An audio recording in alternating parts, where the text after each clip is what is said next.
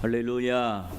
우리 하나님의 은혜와 은총이 우리 모두에게 충만하게 임하시기를 간절히 기도합니다.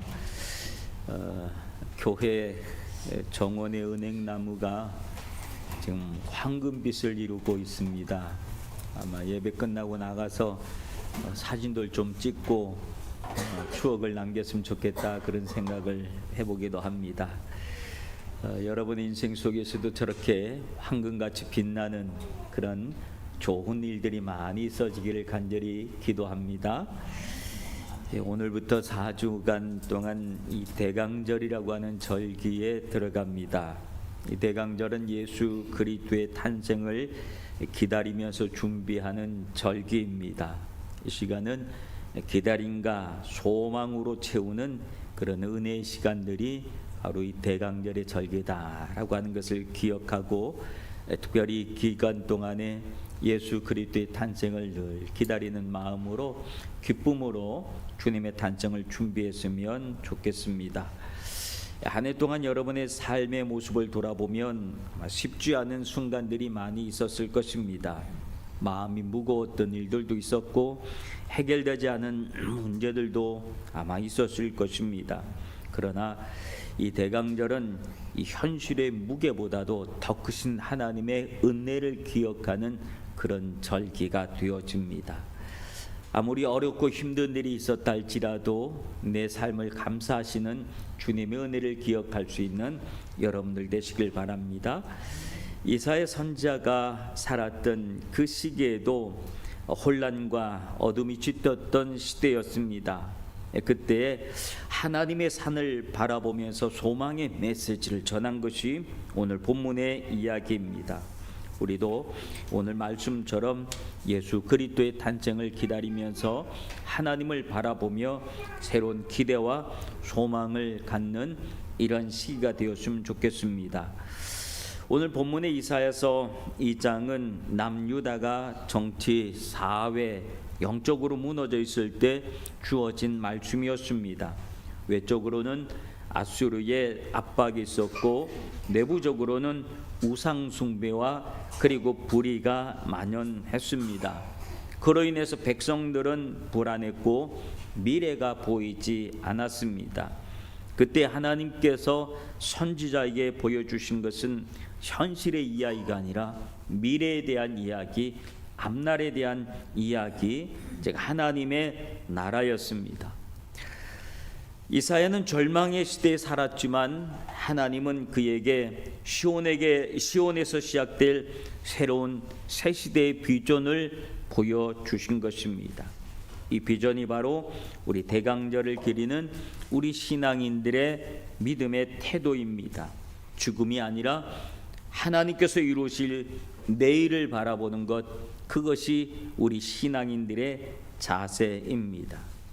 오늘 본문의 2절에 보면 만일에 여호와의 전에 산이 모든 산꼭대기에 서며라고 하는 말씀이 있습니다. 이 말씀은 단순히 예루살렘 성전이 지리적으로 높은 곳에 위치하고 있다라고 하는 것을 얘기하는 것이 아니라 하나님의 통치가 온 세상 가운데 가장 높아진다라고 하는 그런 선언이기도 한 것입니다. 우리는 때로는 세상을 살아가다 보면 세상이 더 크게 보일 때가 있습니다. 믿음을 가지고 있는데도 불구하고 우리가 가지고 있는 믿음, 하나님이 늘 크게 보이는 그런 삶이 아니라 세상이 더 크게 보이고 눈앞에 있는 것이 훨씬 더 어렵고 무섭게 보일 때가 참 많이 있습니다. 언제나 오늘이라고 하는 시간은 우리에게 늘 무거움을 가져다주는 시간이기도 할 겁니다. 어제는 지나간 거기 때문에 견뎌낸 것이고 지나간 거라 괜찮은데, 오늘이라고 하는 시간은 늘 우리를 힘들게 할 때가 있습니다. 눈앞에 커다란 문제가 있고 또 오늘이라고 하는 그 시간들 속에 내가 해야 될 일들이 너무 버거울 때 오늘이란 시간이 참 힘들 때가 있습니다. 오늘 내가 힘들어하는 누구를 만나야 된다든지, 오늘 누구로부터 만나서 무슨 이야기를 들어야 된다든지, 오늘까지 어떤 일을 해결해 내야 된다든지, 오늘 나에게 누가 찾아와서 독촉을 하는 독촉장이 있는 그런 날이라든지, 오늘 나에게 무엇인가 요구하는 그날이 오늘이라고 한다면 그 오늘이 우리가 얼마나 힘들고 어렵겠습니까? 한 시간 한 시간을 살아가는 오늘의 시간이 얼마나 힘들겠습니까? 어렵고 힘들 때 드는 생각은 오늘이 빨리 지나갔으면 좋겠다, 그런 생각을 해봅니다. 오늘이 빨리 지나갔으면 좋겠다라고 하는 생각은 내일은 괜찮겠지라고 하는 소망을 갖기 때문에 오늘이 빨리 지나갔으면 좋은 거예요. 근데 오늘이 너무 행복하고 너무 좋으면 오늘이 안 갔으면 좋겠다. 오늘 왜 이렇게 빨리 가는 거야? 오늘 모든 사람에게 축하를 받고 모든 사람들이 나를 아주 올려주고 생일이라고 무슨 좋은 날이라고 칭찬해 줄 때, 그 칭찬 속에 있을 때는 오늘이 길었으면 좋겠잖아요. 근데 오늘이 다 지나가 버리면 이 기쁨은 또다시 없어지고 내일은 힘든 시간이 오겠구나, 그런 생각이 있을 때 아마 오늘이라고 하는 날짜의 무게는 서로들 다를 겁니다. 힘겹고 어려울 때는 빨리 지나갔으면 좋은 그런 오늘, 내일은 다를 거야 라고 하는 희망을 바라보는 거지. 오늘 대강절이라고 하는 이 절기는 오늘을 바라보는 시간이 아니라 내일을 바라보는 그런 시간들입니다. 그리고 내일 일어난 일, 그리고 앞으로 나에게 다가올 일을 바라보는 시간인데, 그 바라봄 속에 무엇이 있을 때 내일이 희망이냐 하면 그 속에 하나님의 은혜가 있을 때 내일이 희망으로 다가옵니다. 오늘부터 못한 내일이라고 한다면 그 내일이 기다려지겠습니까? 오늘보다 못한 더 힘든 내일이라고 한다면 내일을 살고 싶지 않을 겁니다. 그래서 오늘 자기의 인생을 끝내는 사람들도 얼마나 많이 있는지 모릅니다. 여러분, 우리가 기다리고 있는 이 내일이라고 하는 시간은 하나님이 함께하는 시간인 줄로 믿습니다.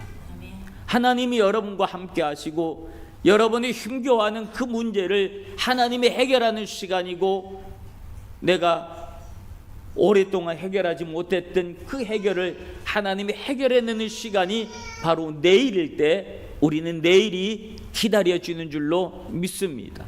소망은 하나님이 함께 할 때에 거기에 소망이라고 하는 것이 들어가게 되는 줄로 믿습니다. 아무리 어렵고 힘든 일이 있어도 하나님은 우리의 내일 속에 역사하시는 줄로 믿습니다. 언제나 우리에게 꿈을 주시고 좋은 날을 주시고 행복한 날을 주시고 나와 함께 하시고 나를 회복하시고 나에게 은혜 주시고 나에게 복을 주시는 내일이 있다고 한다면 우리는 내일을 얼마나 기다리겠습니까? 주님은 오늘 우리에게 그러한 내일을 허락하여 주시는 줄로 믿습니다. 그 내일을 소망하며 기다리는 여러분들 되시기를 바랍니다. 우리가 땅에 살아가다 보면 하나님이 커 보일 때가 있고 내가 커 보일 때가 있습니다. 내가 무엇인가 할 수 있다고 하는 능력을 가졌다고 생각하면 하나님보다 내가 더 커 보일 때가 있습니다. 근데 말이죠, 내가 더 커 보이는 그 시간, 그 순간 하나님은 더 이상 우리와 함께하지 않는다는 사실을 기억하시길 바랍니다. 내가 커 보이면 안 되는 거예요. 우리 삶 속에서는 언제나 하나님이 커 보여야 할 줄로 믿습니다. 하나님은 크신 하나님으로 우리에게 늘 존재하고 계시는 줄로 믿습니다. 하나님을 우리가 크게 올려드리는 것이 아니라, 하나님을 크신 분이라고 하나님을 크게 올려드리는 게 아니라 하나님은 존재 자체가 크신 분이십니다. 그러므로 크신 하나님을 바라보실 수 있는 여러분들 되시길 바랍니다. 웨스민스턴 신앙 고백 속에 제 1번에 보면 인생의 목적이 무엇이냐, 인간이 살아가는 목적이 무엇이냐라고 하는 질문이 있습니다. 그 질문 속에 어떤 대답이냐면 인생의 목적은 하나님을 영화롭게 하고 하나님을 영원토록 기뻐하는 것이라고 합니다. 하나님께 기쁨을 드리는 삶이 아니라 하나님을 기뻐하는 삶이라고 하는 거예요. 내가 하나님께 기쁨을 드리는 삶이라고 한다면 우리의 삶이 피곤할 수도 있습니다. 왜? 늘 무엇을 생각해야 되냐면 내가 뭘 해야지 하나님이 기뻐하실까? 뭘 해야지 하나님이 좋아하실까? 내가 뭘 해야지 하나님이 아주 영광스러우실까? 내가 해야 될 일을 찾습니다. 내가 하나님께 영광을 돌리는 그런 책임감을 가지고 살아간다고 할 때 우리 삶에 기쁨이 있을까요? 아니요. 뭘 또 수고해야 되지? 뭘 또 내놔야 되지? 뭘 또 내 걸 헌신을 해야지 되지? 아마 그것을 생각할 거예요. 신앙생활이 그렇지 않겠어요? 하나님을 기쁘시게 하는 삶을 살려고 막 하다 보면 어느 순간 내가 피곤해 있는 모습을 볼 거예요. 내가 뭔가 하려고 자꾸만 하면 할수록 내가 점점 마이너스가 돼가는, 힘을 잃어가는, 소모되어져가는 그런 모습을 볼 거예요. 근데 그렇지 않다고 하는 거예요. 그런 삶이 우리에게 하나님께서 원하는 삶이 아니라고 하는 거예요.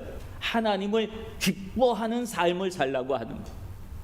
우리가 언제 하나님이 기뻐할까요? 하나님이 우리에게 기쁨으로 다가올까요? 나 혼자 힘겨워하고 있는데 하나님의 능력이 딱 나타날 때, 하나님, 내가 혼자서 막 골똘하게 내 인생을 나 혼자 막 살아가고 있다 보니까 하나님 잊어버리고 살아가고 있는데 언뜻 그렇지, 하나님이 계시지 라고 하는 생각이 들 때 내가 하나님 앞에 기도하면 되는데 내가 왜 이렇게 살아가고 있지? 라는 생각이 번쩍 들어서 하나님을 딱 생각해낼 때 하나님이 우리에게 그 순간이 기쁨의 순간인 줄로 믿습니다. 기쁨으로 확 다가오는 거예요. 아, 내가 하나님을 잊고 살았어. 하나님이 다 해결해 줄 건데 내가 왜 이렇게 고민하고 살았지?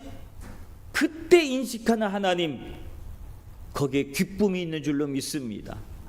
하나님 생각하니 해결이 다 된 거예요. 그러니 기쁘잖아요. 하나님 생각하니 내가 그동안 고민했던 문제가 주님이 다 해결해 냈는데 내가 왜 이렇게 살았는지 몰라. 하나님 존재 자체가 우리에게 기쁨이 되는 그날이 되는 줄로 믿습니다. 여러분, 우리가 하나님께 뭘 자꾸 해드리려고 하다 보면 오늘 우리가 하나님의 존재가 자꾸 작아질 수도 있어요. 힘겨워 보일 때도 있어요. 신앙이 힘겨워 보일 때도 있어요. 그러나 그렇지 않아요. 하나님은 존재 자체가 크신 분이고, 하나님은 원래 하늘에 계신 분이시고, 하늘에서 우리를 굽어 살펴보시고, 우리가 언제 고개를 들어서 하나님을 쳐다보나 그것을 기다리고 계신 분인 줄로 믿습니다. 우리가 고개 들어 하나님을 쳐다보는 그 순간 우리에게 큰 기쁨으로 찾아오실 줄로 믿습니다. 여러분, 하나님은 그렇게 우리에게 임하는 거예요. 오늘 우리가 예수 그리스도의 탄생을 그런 마음으로 기다려야 할 줄로 믿습니다. 그리고 오늘 본문 3절에 보면 많은 백성들이 이르기를 우리가 여호와의 산에 오르자라고 합니다. 하나님의 나라는 한 민족 한 세대만을 위한 나라가 아닙니다. 많은 백성들, 즉 열방이 하나님 앞에 나오고 그분의 도우심과 그분의 말씀을 구하는 시대, 그 시대라고 하는 거예요. 오라 우리가 여호와의 산에 오르자라고 말씀하십니다. 어떤 느낌입니까? 오라라고 한 말은 두 팔을 벌리고 기다리고 있는 그 모습입니다. 초청하고 있는 그 모습입니다. 오라, 오라. 주님은 우리에게 오라고 부르시는 줄로 믿습니다. 그러니 우리가 어떻게 반응해야 됩니까? 우리가 여호와의 산에 오르자, 이건 우리가 해야 될 반응이에요. 주님이 우리를 초청하시면 주님의 초청을 받아서 우리가 여호와의 산에 오르자 하면서 하나님의 산에 오르려고 우리의 발걸음을 옮기는 것, 내가 해야 될 일들입니다. 주님은 팔 벌리시고 온 민족을 향하여 우리를 부르고 계십니다. 열방을 부르시는 그 모습입니다.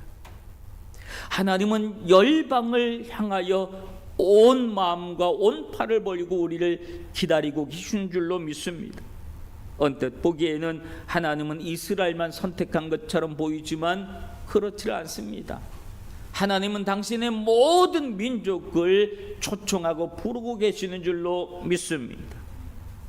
그렇게 지독한 유대주의자였고 율법주의자였던 사울을 불러서 바울로 만드시고 그를 이방인을 향한 전도자로 사용하신 것을 봅니다. 온 천하의 그 하나님의 복음이 전해지는 것을 하나님은 원하시고 그 일을 위하여 우리를 부르신 줄로 믿습니다. 하나님의 그 부르심과 그 보내심 속에 온 세상에 그리스도의 복음을 증가하기 원하시는 하나님의 뜻이 있다라고 하는 사실입니다. 교회도 이 소망을 품어야 할 줄로 믿습니다. 우리 교회는 다양한 배경을 가진 이들이 함께하는 아름다운 예배 공동체입니다. 얼마나 감사한지 모릅니다. 그러나 우리의 이 예배 공동체가 한 단계 더 발전해 나아가야 하는데, 그것은 뭐냐면 선교 공동체로 한 걸음 더 나아가야 할 줄로 믿습니다. 이웃을 향하여 문을 열고 하나님의 나라를 향하여 오는 모든 사람들을, 모든 영혼을 품을 수 있는 그런 교회가 되어야 한다는 말씀입니다. 또한 하나님은 모든 열방 백성들을 하나님의 말씀으로 다스려 주시기를 원하십니다. 본문 3절에 보면 이는 율법이 시온에서부터 나올 것이요 여호와의 말씀이 예루살렘에서부터 나올 것이라 라고 합니다. 하나님의 말씀이 흘러가는 곳들마다 생명이 싹이 트고 살아나는 역사가 일어나는 줄로 믿습니다. 하나님은 말씀으로 이 세상을 다스리시기를 원하십니다. 왜냐하면 말씀이 생명이기 때문에 그렇습니다. 말씀은 창조의 능력이기 때문에 그렇습니다. 말씀은 회복이기 때문에 그렇습니다. 말씀은 치유이기 때문에 그렇습니다. 하나님은 말씀으로 천지를 창조하셨습니다. 하나님의 말씀이 들어가는 곳마다 놀라운 회복의 역사가 일어났습니다. 그 말씀이 있는 곳에는 영원히 목마름이 없는 줄로 믿습니다. 수가성 우물가에서 사마리아 여인에게 주님은 말씀하여 주셨습니다. 내가 주는 물을 마시는 자는 영원히 목마르지 아니하리니 내가 주는 물은 그 속에서 영생하도록 솟아나는 샘물이 되리라. 이렇게 말씀하셨습니다. 주님이 말씀하시니 귀신들이 떠나고, 주님이 말씀하시니 광풍도 성난 파도도 잔잔하게 되었습니다. 주님의 말씀은 요동하는 모든 것을 잔잔하게 하고 평화를 가져다주는 능력인 줄로 믿습니다. 그러므로 그 말씀이 있는 곳으로 나오라고 주님은 초청하고 있는 것입니다. 율법이 시온에서 나오며 여호와의 말씀이 예루살렘에서 나올 것이라고 합니다. 시온과 예루살렘, 즉 하나님이 임재가 있는 곳으로 나오라고 합니다. 이 대강절에 우리의 시온, 우리의 예루살렘은 어디일까요? 하나님의 임재가 있는 그곳은 어디일까요? 하나님의 교회인 줄로 믿습니다. 우리에게는 우리가 섬기고 있는 이 후나바시 교회가 하나님의 임재가 있는 곳이고 우리의 시온이 되어지고 우리의 예루살렘이 되어지는 줄로 믿습니다. 그 예루살렘으로 오라 우리가 여호와의 산에 오르자 하면서 하나님의 산을 향하여 움직이는 행동을 요구하시는 겁니다. 오르자라고 하는 말은 우리의 행동입니다. 움직이지 않으면, 발걸음을 옮기지 않으면, 행동하지 않으면 우리가 여호와의 산에 오를 수가 없는 것입니다. 행동하는 그리스도인들이 바로 여호와의 산에 오르는 백성들인 줄로 믿습니다. 아무것도 하지 않고 주저앉아 있는 사람은, 그저 나는 아무것도 하지 않고 말로만 모든 것을 하는 사람은 하나님의 산에 이르지 못한다라고 하는 사실이, 힘들고 어려운 일이 있어도 우리의 발걸음을 옮겨서 하나님의 산으로, 여호와 시온으로, 예루살렘으로, 하나님의 교회로 우리의 발걸음을 옮길 수 있는 행동하는 믿음이 우리에게 필요한 줄로 믿습니다. 하나님의 말씀이 흘러가는 곳들마다 놀라운 역사가 일어나고 놀라운 변화가 일어납니다. 4절에 보면 칼을 쳐서 보습을 만들고 그들이 창을 쳐서 낫을 만들 것이며 이 나라와 저 나라가 다시는 칼을 들고 서로 치지 아니하며 다시는 전쟁을 연습하지 아니하리라 라고 합니다. 평화의 시대가 올 것이라고 하는 말입니다. 하나님은 원래 이스라엘에게 왕을 주는 것을 원치 않았습니다. 근데 사무엘상 8장에 보면 이스라엘은 늘 다른 민족으로부터 늘 공격을 당하고 침략을 당하고 늘 이게 뭘 뺏기고 하다 보니까 늘 지친 겁니다. 선지자들이 있지만 선지자들을 바라보면서 있기로는 맨날 우리가 당하는 것만 같으니까 우리가 왜 이렇게 맨날 당하고만 사나. 그리고 주변 나라들을 봤더니 그 나라는 왕이 있어서 왕이 강력한 카리스마를 가지고 군대를 만들고 훈련을 시키고 그리고 조직적으로 공격을 해오니 아무런 공격 준비도 하지 않고 그저 하나님의 말씀으로만 하고 있었던 우리들은 맨날 당하기만 하더라 라고 하는 것을 바라본 겁니다.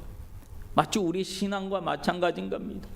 교회 오면 맨날 하나님의 말씀으로 오직 하나님의 은혜 이것만 강조하니 그것 가지고 세상을 어떻게 살아갑니까? 라고 이야기하는 우리들의 모습과 같은 겁니다.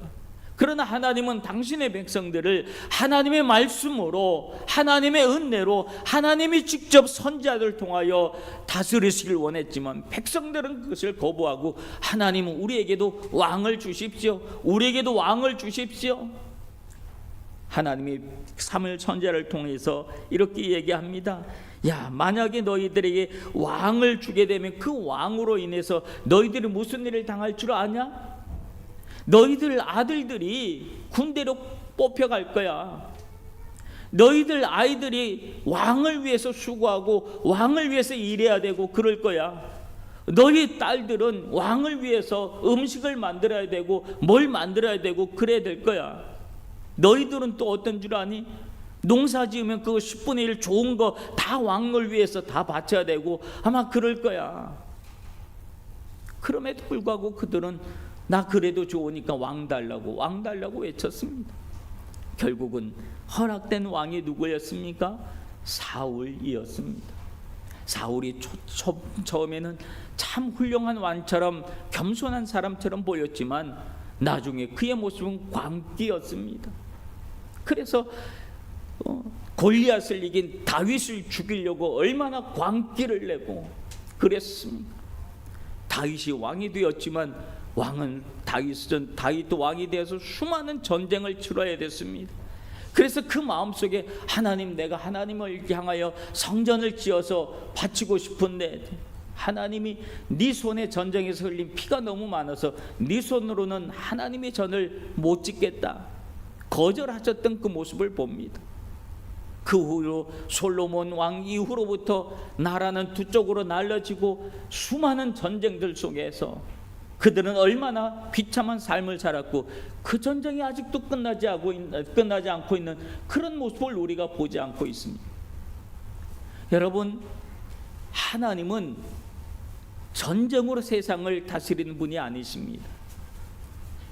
하나님은 주님의 말씀으로 우리를 다스리길 원하십니다. 하나님의 은혜로 우리를 다스리길 원하십니다. 그리스도께서는 그 모든 것을 종식시키기 위해서 십자가에서 죽으신 겁니다. 그래서 오늘 우리에게 평화를 허락하여 주신 줄로 믿습니다. 여러분, 우리는 하나님의 나라를 살아가야 될 사람들인 줄로 믿습니다. 하나님은 우리에게 평화를 주시는 분이십니다. 하나님의 말씀이 있는 곳에, 하나님의 은혜가 있는 곳에, 예수 그리스도가 있는 곳에 평화가 임하는 줄로 믿습니다.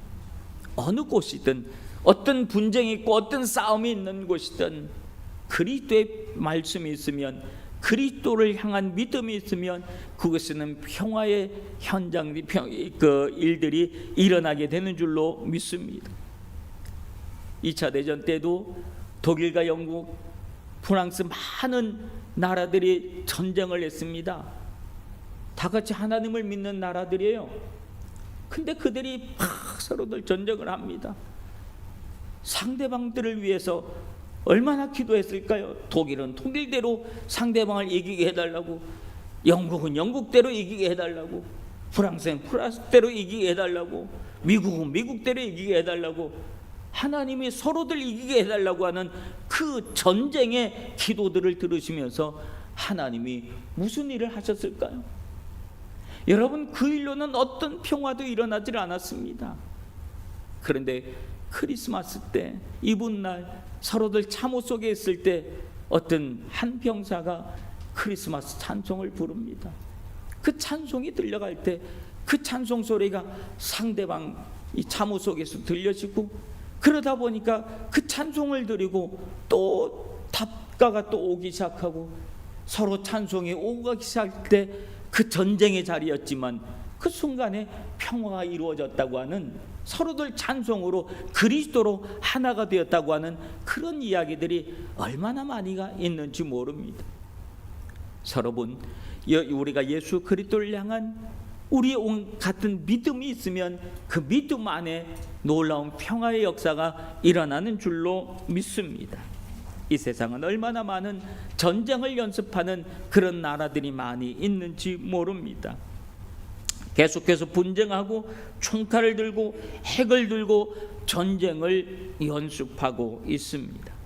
이제 우리가 그 전쟁을 연습하는 곳에서 눈을 들어서 하나님을 쳐다봐야 할 줄로 믿습니다.